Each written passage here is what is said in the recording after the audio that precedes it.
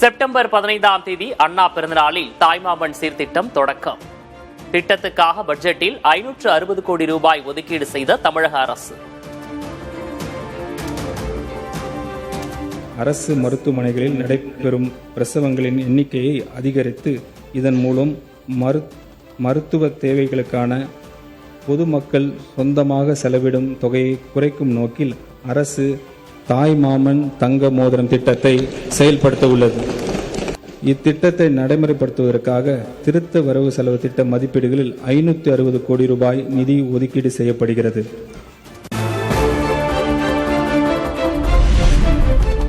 பெண்களின் திருமணத்துக்கு அண்ணனின் சீர்திட்டத்துக்காக 812 கோடி ரூபாய் ஒதுக்கீடு.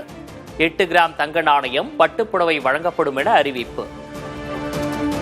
பெண்களின் திருமணம் நாளில் நமது அரசின் சார்பாக 8 கிராம் தங்க நாணயமும் ஒரு பட்டு புடவையும் அண்ணனின் சீராக வழங்க இருக்கிறார். இத்திட்டத்தினை செயல்படுத்த திருத்த வரவு செல்ல திட்ட மதிப்பீடுகளில் 812 கோடி ரூபாய் நிதி ஒதுக்கீடு செய்யப்படுகிறது.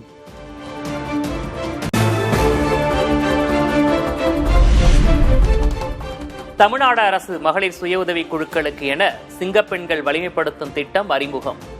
மகளிர் சுய உதவி குழுக்களை குறுந்தொழில் நிறுவனங்களாக மேம்படுத்த திட்டம்.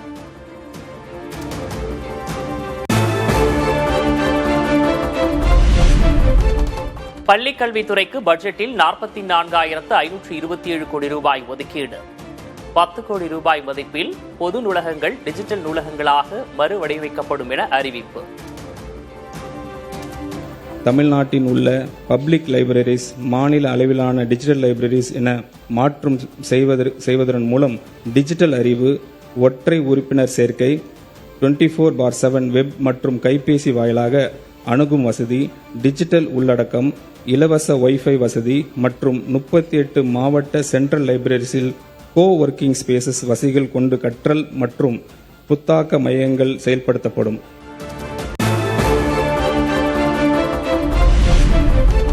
பள்ளிகளில் சூப்பர் கிளீன், சூப்பர் கேம்பஸ் திட்டத்துக்காக 139 கோடி நிதி ஒதுக்கீடு. முதற்கட்டமாக 10,000 பள்ளிகளில் தூய்மையை உறுதி செய்யும் திட்டம் அமல்படுத்தப்படும் என அறிவிப்பு.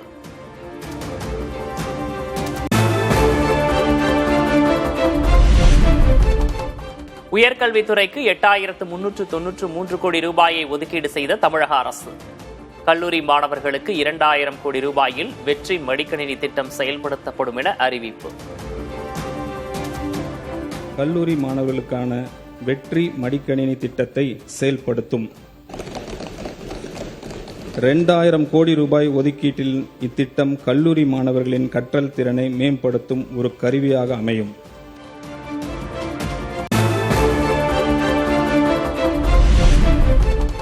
பூந்தமல்லி முதல் சுங்குவார்சத்திரம் வரை மட்டுமே மெட்ரோ ரயில் திட்டம் என பட்ஜெட்டில் அறிவிப்பு.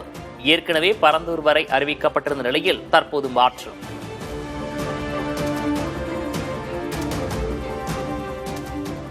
மாநில அரசின் பரிந்துரை செய்யப்பட்ட மெட்ரோ ரயில் திட்டங்கள் சென்னை விமான நிலையம் முதல் கிளம்பாக்கம் வரை, ஸ்ரீபெரும்புத்தூர் வழியாக பூந்தமல்லி முதல் சுங்குவார்சத்திரம் வரை கூடுதல் மெட்ரோ ரயில் வழித்திட்ட திட்டங்களை இந்திய அரசு ஸ்பீடி அப்ரூவல் வழங்குவதற்கான தேவையை அனைத்து நடவடிக்கைகளும் துறையால் மேற்கொள்ளப்பட்டு வருகிறது.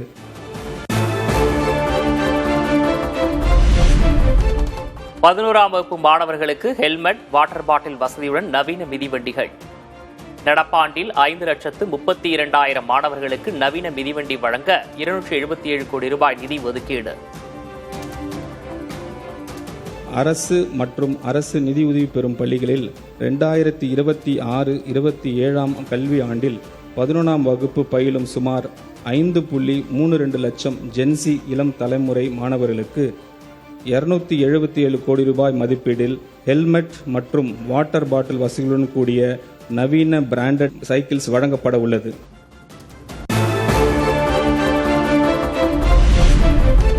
ஒலிம்பிக்கில் பதக்கமில்ல இளைஞர்களுக்கு பயிற்சி அளிக்க 10 சிறப்பு மையங்கள். சிறப்பு பயிற்சி மையங்களுக்காக 50 கோடி ரூபாயை ஒதுக்கீடு செய்த தமிழக அரசு. ஒலிம்பிக் போட்டிகளில் தங்கம் வெல்வதை நோக்கமாக கொண்டு சர்வதேச அளவில் விளையாட்டுத் துறையில் தமிழ்நாட்டை உச்சத்திற்கு கொண்டு செல்ல சிறந்த திறமையான விளையாட்டு வீரர்களை உருவாக்குவதற்காக 10 ஒலிம்பிக் சிறப்பு மையங்கள் மாநிலம் முழுவதும் அமைக்கப்பட்டு இதற்காக 50 கோடி ரூபாய் நிதி ஒதுக்கீடு செய்யப்படுகிறது.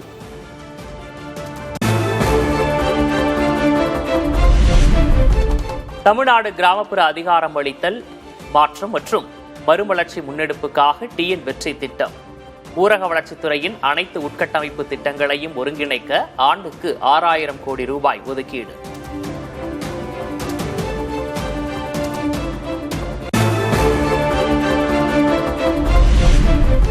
நலிவடைந்த கைம்பெண்கள், ஆதரவற்ற பெண்கள், திருநர்கள், மாற்றுத்திறனாளிகளுக்காக வெற்றி மகளிர் ஆடுகள் வளர்ப்பு திட்டம் 100% மானியத்தில் 5 ஆடுகள் வழங்கப்படும் என அறிவிப்பு.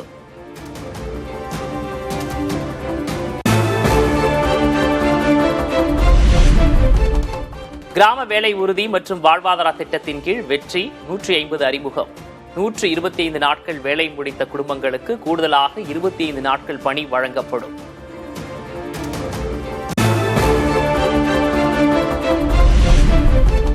பட்ஜெட்டில் அறிவிக்கப்பட்ட பல திட்டங்கள் வெற்றி என்ற பெயரில் தொடக்கம். இளைஞர் நலன், திறன் பயிற்சி, வீடு கட்டும் திட்டங்களுக்கு வெற்றி என்ற பெயரில் திட்டம்.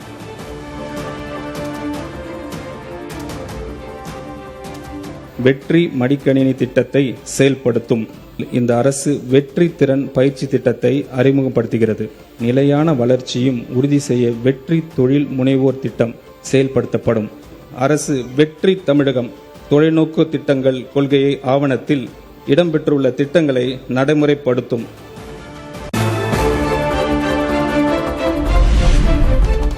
கலைஞர் கனவு இல்ல திட்டம் என்ற பெயர் வெற்றி வீடு திட்டம் என மாற்றம். கலைஞர் மகளிர் உரிமை தொகை திட்டம் பெயரும் மாற்றம்.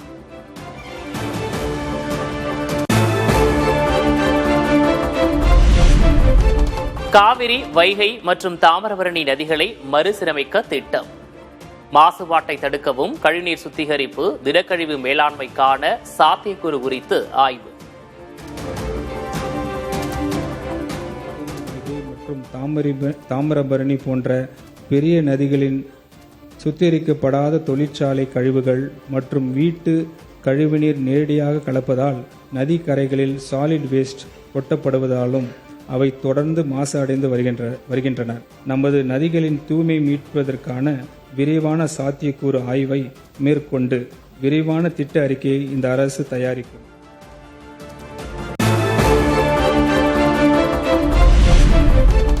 சென்னையில் உள்ள கூவம், அடையாற்றை உலக தரத்தில் மறுசீரமைக்க திட்டம்.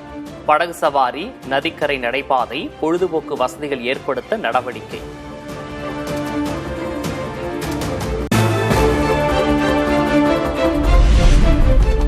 காவிரி, வைகை, தாமிரபரணியில் நதி சுற்றுலா அறிமுகம். ஒகேனக்கல், திருவரங்கம், மதுரை மற்றும் நெல்லை வழித்தடத்தில் நதி சுற்றுலா. மாநிலத்தின் 3 முக்கிய நதிகளில் நதி சுற்றுலாவை மேம்படுத்துவதற்காக 53 கோடி ரூபாய் நிதி ஒதுக்கீடு செய்யப்படுகிறது. இது காவிரி நதியில் ஒகேனக்கல் டு ஸ்ரீரங்கம் வரையிலும், வைகை ரிவரில் மதுரையில் மற்றும் தாமிரபரணி ரிவரில் பாபநாசம் முதல் திருநெல்வேலி வரையிலும் அமைக்கப்படும்.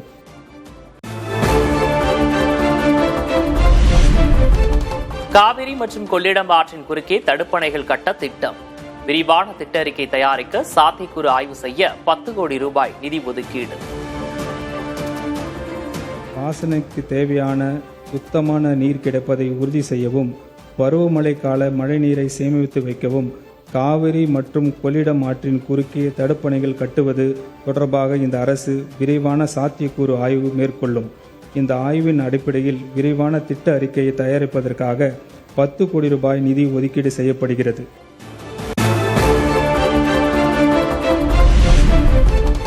ஆன்மீக பயணிகளின் வசதிக்காக திருக்கடையூர், நாகூர் மற்றும் வேளாங்கண்ணியில் ஓய்வு இல்லங்கள். பாதுகாப்பான மற்றும் வசதியான தங்குமிடத்துடன் இறையருளை பெற 60 கோடி ரூபாய் நிதி ஒதுக்கீடு.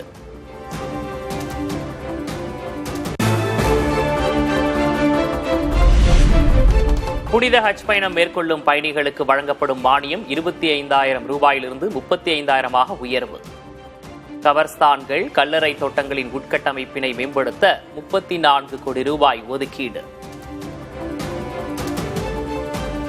மாணவர்களுக்கு கல்வி உதவித்தொகையின் இந்த அரசு தொடர்ந்து வழங்கும்.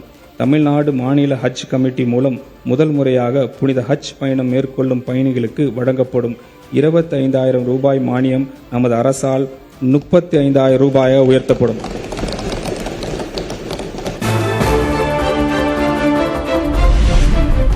முன்னணி பல்கலைக்கழகங்களுடன் இணைந்து தமிழுக்கான ஏஐ மாதிரி உருவாக்கம். அரசின் அதிகாரப்பூர்வ தொடர்புகளில் ஏஐ மொழி தொழில்நுட்பம் பயன்படுத்தவும் திட்டம்.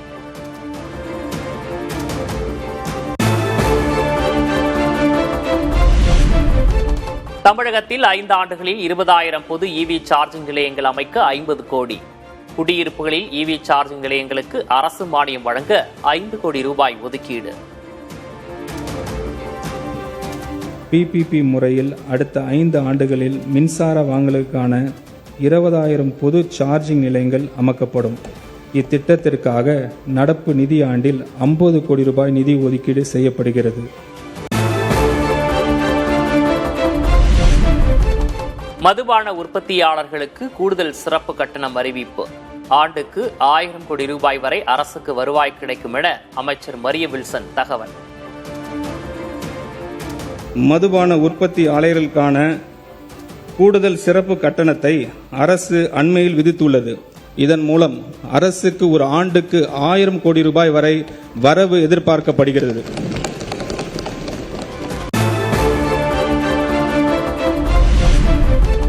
₹1 கடனை திருப்பி செலுத்தவும் வட்டி செலுத்தவும் சுமார் 24 காசுகளை செலவிடும் தமிழக அரசு.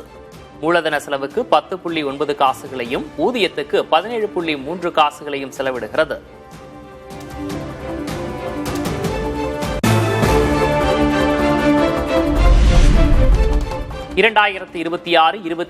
ஆண்டுக்கான தமிழக அரசின் பட்ஜெட் மதிப்பு 2,26,740 கோடி ரூபாய். மாநில அரசின் மொத்த கடன் 10.98 லட்சம் கோடி என மதிப்பீடு. ரிவைஸ்ட் பட்ஜெட் எஸ்டிமேட் 2026-27 2,26,740 கோடி ரூபாயாக மதிப்பிடப்பட்டுள்ளது. மாநிலத்தின் ஒட்டுமொத்த நிலுவு கடன் பொறுப்புகள் 10,98,768 கோடி ரூபாயாக மதிப்பிடப்பட்டுள்ளது.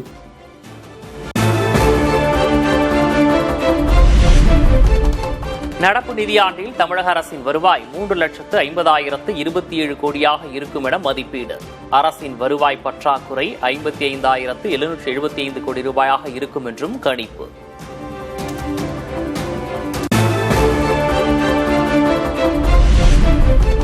குறுகிய கால அரசியல் ஆதாயங்களில் கவனம் செலுத்தப் போவதில்லை.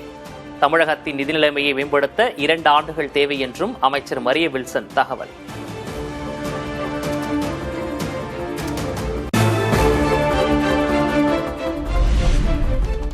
நீட் தேர்வை ரத்து செய்ய ஒன்றிய அரசிடம் வலியுறுத்தப்படும் என அமைச்சர் மரிய வில்சன் உறுதி. 12ஆம் வகுப்பு மதிப்பெண் அடிப்படையில் மருத்துவ சேர்க்கை நடத்த வலியுறுத்தப்படும் என்றும் திட்டவட்டம். தேர்வு முறையான நடவடிக்கை ரத்து செய்து முந்தைய முறையான 12ஆம் வகுப்பு பொதுத் தேர்வின் அடிப்படையில் மருத்துவ கல்விக்கான சேர்க்கை தொடர்ந்திட ஒன்றிய அரசை தமிழ்நாடு அரசு வலியுறுத்துகிறது.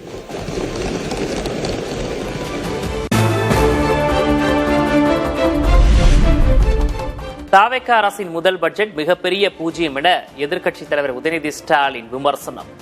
தேர்தல் வாக்குறுதிகளை நிறைவேற்றுவதற்கான அறிவிப்புகள் பட்ஜெட்டில் இல்லை என சாடல். முழுமையாக பார்க்கும்போது இந்த பட்ஜெட் எப்படி இருக்குன்னா 100 நாட்களில் இந்த அரசுடைய மார்க் அப்படின்னு யாரை கேட்டாலும் மிகப்பெரிய ஒரு 0 சொல்லுவாங்க, 0 அப்படின்வாங்க. அதே மாதிரி இந்த பட்ஜெட்டும் இன்னைக்கு மிகப்பெரிய ஒரு 0.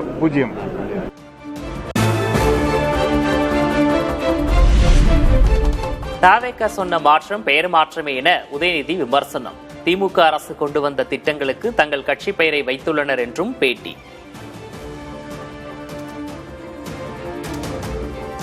எங்களுடைய திராவிட மாடல் அரசு, எங்களுடைய தலைவர் கடந்த ஆட்சியில் என்னென்ன திட்டங்கள்லாம் கொண்டு வந்தாங்களோ அதற்கு மேலாம் ஒரு ஸ்டிக்கரை ஒட்டியிருக்கிறாங்க. ஆட்சிக்கு வரும்போது மாற்றம் மாற்றம் அப்படின்வாங்க. இப்போ என்ன மாற்றம் கேட்டிங்கன்னா எல்லாத்துக்கும் பேர் மாற்றம் செஞ்சிருக்கிறாங்க. அனைத்து திட்டங்களையும் பெயரை மாற்றிருக்கிறாங்க.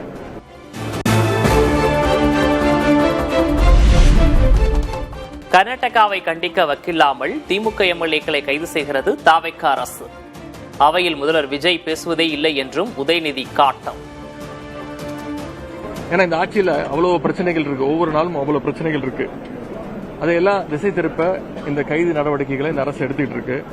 என்ன மட்டும் இல்லை, தொடர்ந்து திராவிட முன்னேற்ற கழகத்துடைய சட்டமன்ற உறுப்பினர்கள் ஒவ்வொருத்தரையும் கைது செஞ்சிட்டு இருக்கிறாங்க. அதுக்கு முன்னவர் தீர்மானம் கொண்டு வரணுமா? எதிர்கட்சிகள் ஏதாவது கேள்வி கேட்டுச்சுன்னா அதற்கு முதலமைச்சர் பதில் சொல்ல வேண்டிய அவசியம் இல்லையா? இவங்க தான் பதில் சொல்லுவாங்களாம். இதற்கு எதற்கு முதலமைச்சர் அவைக்கு வரணும்? இதுக்கு எதுக்கு நாங்கெல்லாம் அவைக்கு வரணும்? பிளாஸ்டாக இருக்கும் என எதிர்பார்த்த மக்களுக்கு வேஸ்டாக மாறி இருக்கிறது தவிக அரசின் பட்ஜெட். திமுக தலைவர் மு.க. ஸ்டாலின் விமர்சனம்.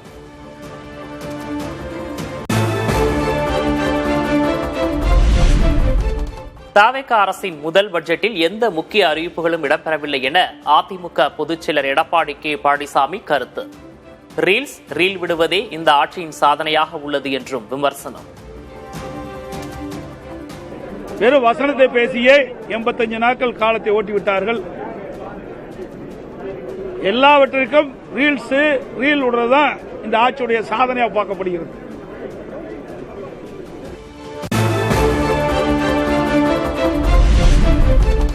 மகளிர் உரிமை தொகை, விலையில்லா சிலிண்டர் அறிவிப்புகள் பட்ஜெட்டில் இடம்பெறவில்லை. முழு பயிர்க்கடன் ரத்து அறிவிப்பு என்ன ஆனது என்றும் எடப்பாடி கே. பழனிசாமி கேள்வி. மகளிர் உரிமை தொகை 1000 ரூபாய் கொடுப்பதை 2500 ரூபாய் வழங்கப்படும் என்றும், ஆண்டுக்கு குடும்பத்திற்கு 6 சிலிண்டர்கள் வழங்கப்படும் என்றும், தொடக்க வேளாண் கூட்டுறவு சங்கத்தில் வாங்கிய பயிர்க்கடன் முழுவதும் தள்ளுபடி செய்யப்படும் என்று அறிவித்தார்கள். ஆனா அந்த திட்டங்கள் எதுவுமே இந்த பட்ஜெட்ல இடம்பெறல.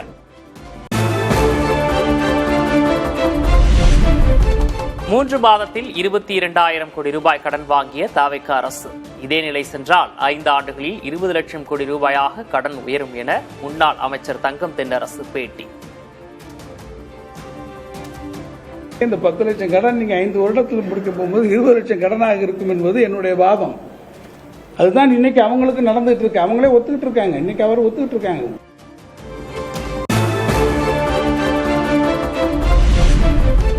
தமிழ்நாட்டின் கடனை அடுத்த 50 ஆண்டுகளுக்கு குறைக்கவே முடியாது என்று நிதித்துறை செயலர் சித்திக் திட்டவட்டம். வருவாய் உயரும் வேகத்தை விட கடன் உயரும் வேகம் குறைவாக இருக்கும்படி பார்த்துக் கொள்ள வேண்டும் என்றும் பேட்டி. கடன் குறைக்க முடியாது. Let us B clear. நீங்க அடுத்த 50 வருஷத்துக்கு கூட கடனை குறைக்க முடியாது. அதை வருஷம் கூட தான் செய்யும். அதை கூடுற ரேட் வருவாய் வளர்றதோட கம்மியான ரேட்ல கூடணும்.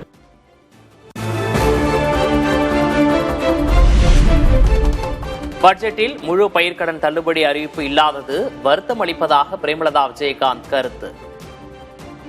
வேலைவாய்ப்பின்மையை தீர்ப்பதற்கான திட்டம் எதுவும் இல்லை என்றும் விமர்சனம். விவசாயிகளுடைய கடன் முழுமையாக கடன் தள்ளுபடி செய்யப்படும் அப்படின்னு எதிர்பார்த்தாங்க. ஆனா அது அறிவிக்கப்படல. எங்கேயுமே வேலை இல்லைன்னு மக்கள் பேசுறதை தான் நம்ம கேட்க முடிகிறது. எனவே என்னென்ன மாதிரியான தொழிற்சாலைகள் வர வேண்டும் என்ற எந்த அறிவிப்பும் இல்லை. வேலை வாய்ப்புகளுக்கு எந்த அறிவிப்பும் இல்லை.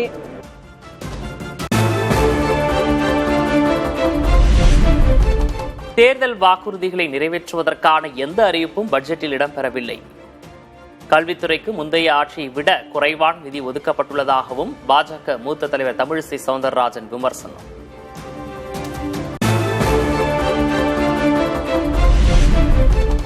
மக்களின் வாழ்க்கை தரத்தை உயர்த்தும் ஆக்கப்பூர்வ திட்டங்கள் பட்ஜெட்டில் இல்லை. வெற்றி எனும் பெயரை கொண்டுள்ள வெற்று அறிக்கை என சீமான் விமர்சனம்.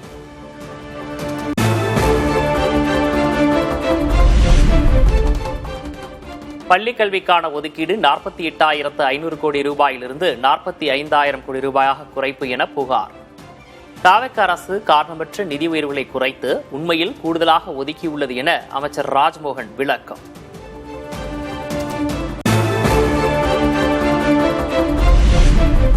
வேளாண் பட்ஜெட் தாக்கல் செய்யப்படும் நிலையில் முதல்வர் விஜய் ஆலோசனை. நெல், கரும்பு ஆதார விலையை உயர்த்துவது குறித்து அமைச்சர் வினோத்துடன் ஆலோசனை நடத்தினார்.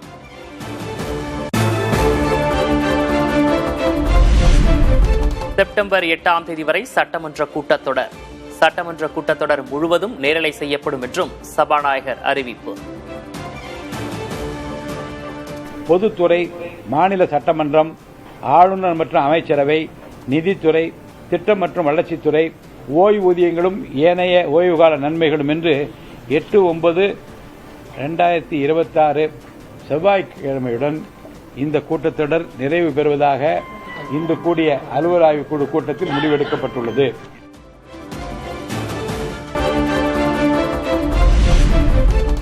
காமன்வெல்த் விளையாட்டுப் போட்டியில் பதக்கம் வென்ற வீரர்களுக்கு ஊக்கத்தொகை வழங்கிய முதல்வர் விஜய்.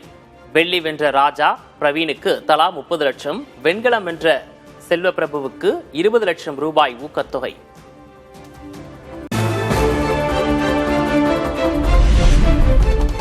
ராஜினாமா செய்ய சொல்லி வைகோ நிர்பந்தித்ததாக மதிமுக எம்எல்ஏக்கள் குற்றச்சாட்டு. தாவேக்கு ஆதரவுடன் மீண்டும் வென்று அமைச்சராகலாம் என ஆசை காட்டினார் என்றும் பேட்டி. எங்களை பொதுச் செயலாளர் வைகோ அவர்கள் ராஜினாமா செய்ய சொன்னார். எங்கள் ராஜினாமாவை அவர்கள் நிர்பந்தித்தார்கள். ஆளுங்கட்சி கூட்டணியில் சேர்வோம், மீண்டும் போட்டியிட வாய்ப்பு தரப்படும், அமைச்சராக கூட ஆகலாம் என்ற ஆசை வார்த்தைகளுக்கு மயங்காமல் திமுக தலைவர் மரியாதைக்குரிய மு.க. ஸ்டாலின் அவர்களை இன்று நேரில் சந்தித்து வாழ்த்து பெற்றோம்.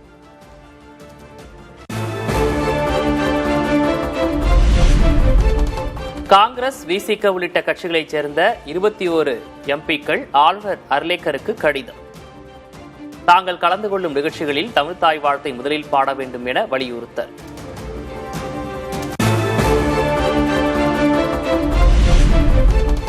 டாஸ்மாக் கடைகளில் ஒவ்வொரு மது பாட்டிலுக்கும் ரசீது வழங்க உயர்நீதிமன்றம் உத்தரவு. அதிக விலைக்கு மதுபானம் விற்ற ஊழியர்கள் மீது நடவடிக்கை கோரிய வழக்கில் ஆணை.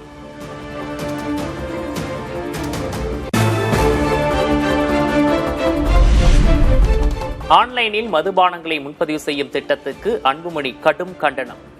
மது விற்பனையை குறைப்பதற்கு பதில் எளிமையாக்கும் நடைமுறை என எதிர்ப்பு.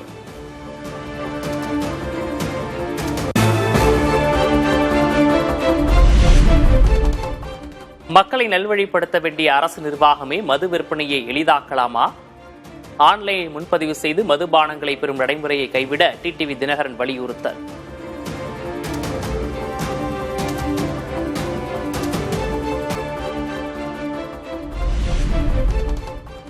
தமிழ்நாடு பட்ஜெட்டில் இடம்பெற்றுள்ள மக்களநல அறிவிப்புகளுக்கு மார்க்சிஸ்ட் கம்யூனிஸ்ட் வரவேற்பு. தனியார் மய முனைப்பு ஏற்கத்தக்கதல்ல என்றும் விமர்சனம்.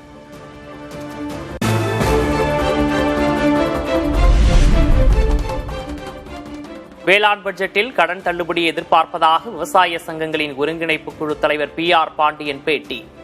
பட்ஜெட்டில் தொலைநோக்கு பார்வையோடு நிதி ஒதுக்கீடு செய்யப்பட்டிருப்பதாகவும் பாராட்டு.